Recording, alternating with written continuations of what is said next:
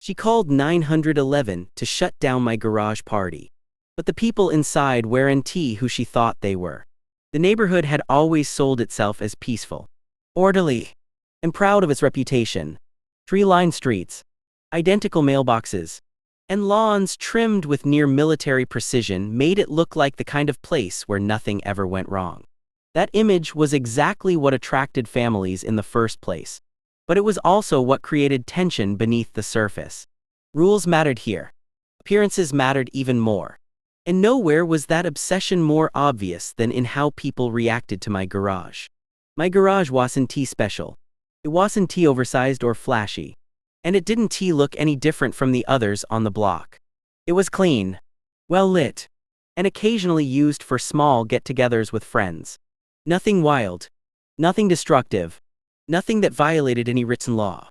But in a neighborhood governed by an HOA that thrived on technicalities and quiet control, normal was sometimes seen as threatening if it didn't fit someone's personal idea of order. From the beginning, there were signs that my garage rubbed certain people the wrong way. A complaint about a car being parked a few inches too close to the sidewalk. A note about the garage door being open for too long. A warning about noise that nobody else could hear. Each issue on its own was trivial, but together they formed a pattern. Someone was watching, waiting, and documenting every move like it was their job. The neighborhood itself encouraged this kind of behavior. The HOA newsletter was filled with passive-aggressive reminders about compliance and community standards.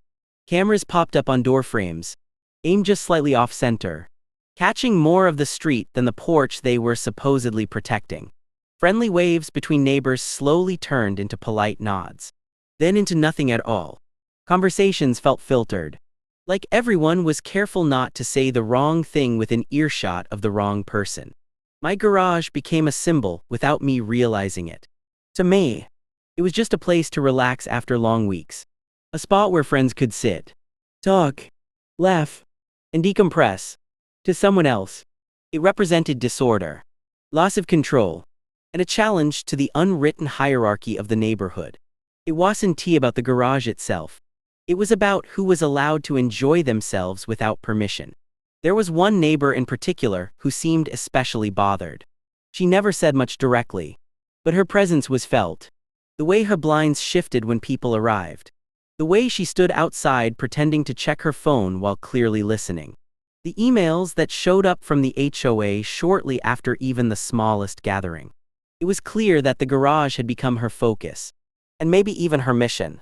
The irony was that the neighborhood wasn't as quiet as it pretended to be. Barking dogs, leaf blowers at sunrise, kids screaming in backyards. All of that was tolerated without complaint.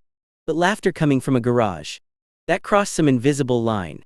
It exposed how fragile the illusion of control really was. By the time that night arrived, the tension had already been building for months. The street looked the same as always, calm and controlled. But underneath it all, something was waiting to snap.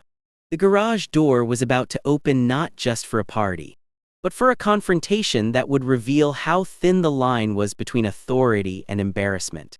The night of the party didn't start with chaos or noise or anything that could reasonably be called a disturbance. It started quietly, almost casually, the way most relaxed evenings do. A few cars pulled up one by one, engines shutting off softly, doors closing without slamming. Friends stepped out carrying nothing more than coolers, snacks, and the easy energy that comes from people who know they're about to unwind after a long stretch of work. If someone had been watching from across the street, they would have seen nothing alarming at all. Inside the garage, the atmosphere was calm and familiar. Folding chairs were set up in a loose circle. A small table sat off to the side with drinks and food. And music played low enough that it blended into conversation instead of overpowering it. People laughed, talked about their weeks, and shared stories the way adults do when they finally get a moment to breathe. No shouting, no arguments, no rowdy behavior. The garage door was open not to project noise into the street, but simply to let in some air on a warm evening. But perception has a strange way of twisting reality, especially when someone is already looking for a problem. To Karen, The scene looked entirely different. She saw multiple vehicles parked nearby and decided they didn't belong. She noticed the open garage and assumed it was an attempt to show off or provoke attention. The low hum of music became loud partying in her mind, and casual laughter transformed into something suspicious and unruly. Context didn't matter to her. Numbers did. The fact that more than a couple of people were gathered was enough. She didn't walk over. She didn't introduce herself or ask what was going on. She stayed at a distance, watching from the safety of her property, building a narrative that justified what she already wanted to do. In her version of events, the garage had once again become a threat to the peace of the neighborhood. It didn't matter that similar gatherings elsewhere went unnoticed. This one was different because it was here, and it was happening under her watch. Every small detail fed into her suspicion. Someone stepping outside to take a call became proof that something secretive was happening. A cooler being opened was seen as excessive drinking. The presence of several men talking together became intimidating rather than ordinary. Instead of seeing a group of friends, she saw a violation in progress, one that she felt personally responsible for stopping. Her confidence grew with each assumption. She had complained before and gotten results, or at least responses. She knew how to phrase things to sound serious, how to make concerns feel urgent. In her mind, she wasn't overreacting. She was enforcing order. The HOA rules, the neighborhood image, and her own sense of authority all blended into one justification. She wasn't just a neighbor anymore. She was a self-appointed guardian. As the night continued peacefully inside the garage, the story forming across the street took on a life of its own. What was meant to be a simple, relaxed gathering had already been labeled something else entirely. By the time Karen reached for her phone, she was convinced she was about to expose something dangerous. The party hadn't changed at all. But in her eyes, it had already crossed a line that could only be handled one way. The decision to call 911 didn't come from panic. It came from certainty. Karen wasn't frightened or confused. She was calm, deliberate, and convinced she was doing the right thing. From her perspective, the situation had escalated beyond what the HOA could handle. This wasn't just a complaint anymore. This was, in her mind, a public safety issue. She stepped inside her house, closed the door, and dialed with the confidence of someone who expected immediate results. When the dispatcher answered, Karen's voice took on a careful tone, measured and serious. She didn't scream or exaggerate emotionally. Instead, she chose her words strategically. She mentioned a large gathering in a residential garage late at night. She emphasized unfamiliar vehicles and people coming and going. She hinted at alcohol without directly accusing anyone, letting implication do the work. She framed the situation as something that felt unsafe rather than inconvenient, knowing exactly how to trigger concern without sounding unreasonable. Each sentence added weight to the call. What was actually a handful of friends talking quietly became, in her description, an unauthorized party disrupting the neighborhood.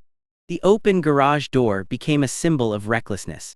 The music, barely audible beyond the driveway, was described as loud enough to disturb the peace.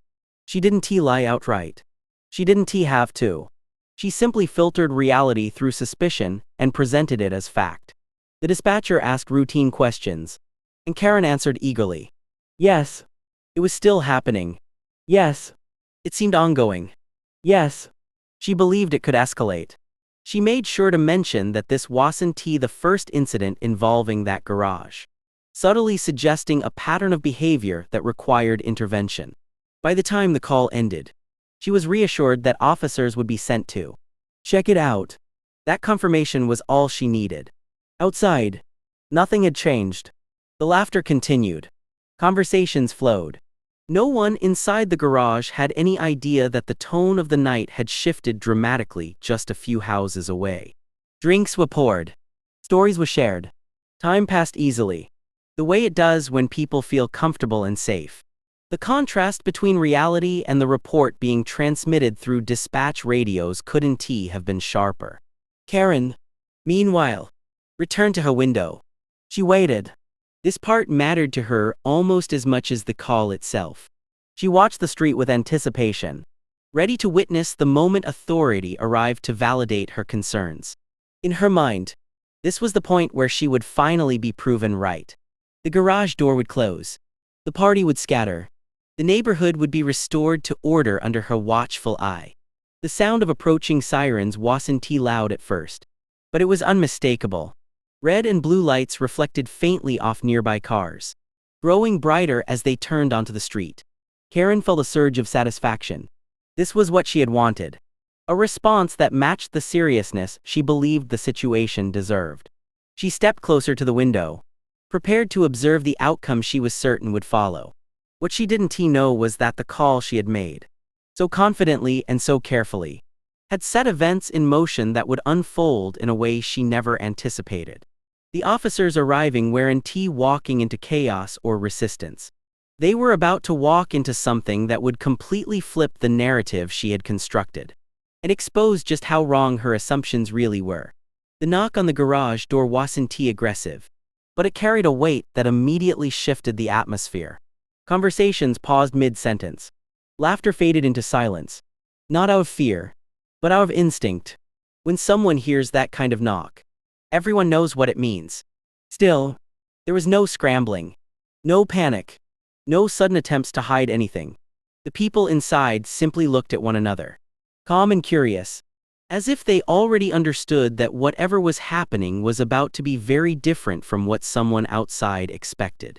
When the door opened, the officers stood there professionally, hands relaxed, eyes scanning the scene. They weren't met with a wild party or disorderly crowd. They saw folding chairs, half-finished conversations, and people who looked more amused than alarmed. For a brief moment, there was a pause, the kind that happens when reality doesn't match the report you were given. The officer stepped inside, ready to assess, and that's when the mood shifted in a way that couldn't be undone. One by one, subtle details became impossible to ignore. A badge clipped casually to a belt, a radio resting on a table. The unmistakable posture of people who were very familiar with law enforcement procedures. The officers exchanged quick glances, recognizing what Karen never could from across the street. These weren't reckless neighbors pushing boundaries. These were colleagues, off-duty, relaxed, and very much aware of the rules. Introductions were brief and respectful. Names were exchanged. A few quiet laughs followed as the situation became clear. The officers confirmed what was already obvious. There was no violation, no disturbance, no reason for concern. Everything was legal. Everything was under control. The gathering was calm, contained, and well within every guideline Karen believed was being broken. Outside, Karen watched from her window, expecting escalation. She had imagined raised voices, people being escorted out, maybe even someone being cited. Instead, she saw something far worse from her perspective. Officers standing comfortably, talking, even smiling. No one was being reprimanded. No one was being shut down. The garage door stayed open. Her confidence drained quickly. The authority she had tried to summon didn't bend to her narrative. It responded to facts, and the facts didn't support her assumptions. The longer the officers stayed, the more obvious it became that her call hadn't exposed a problem. It had revealed her own misjudgment. When the officers finally stepped back outside, the energy was unmistakably different.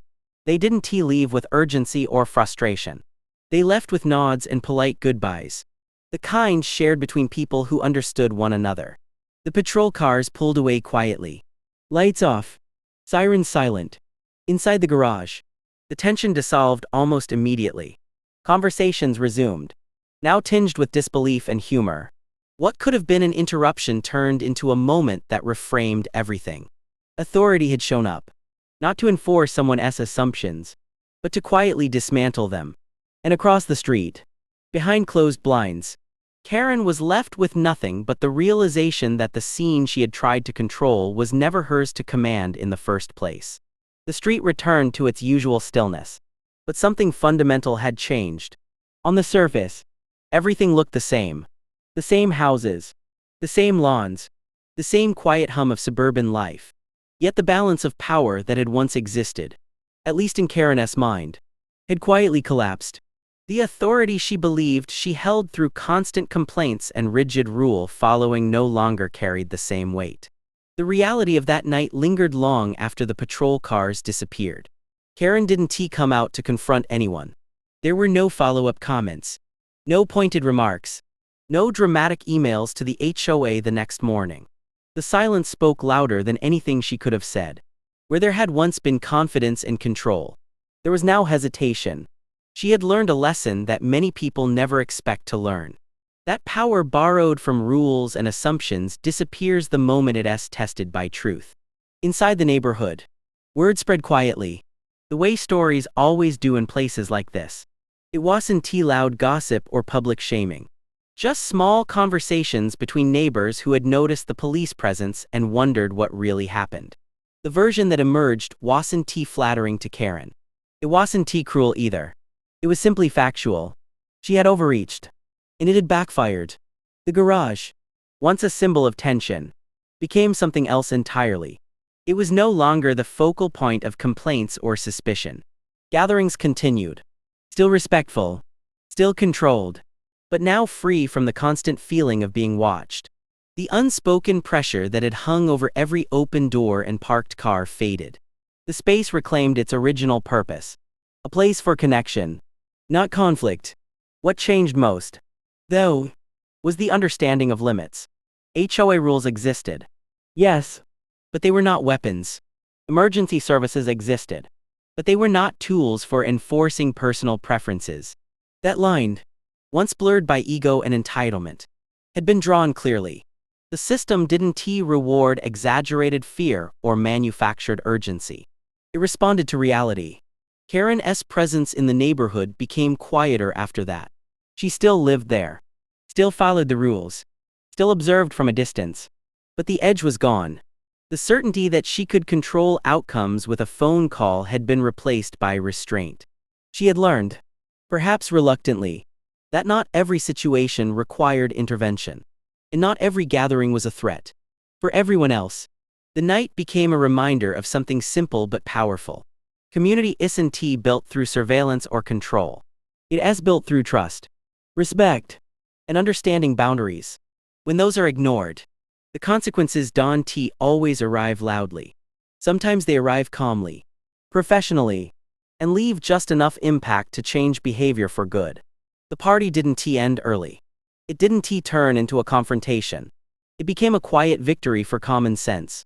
The garage door eventually closed, not because someone demanded it, but because the night had naturally run its course. And as the lights went out, one thing was certain. The illusion of authority had been replaced by a lesson that would not be forgotten anytime soon. If you enjoy real stories where entitlement backfires, hit subscribe. The next one is even crazier.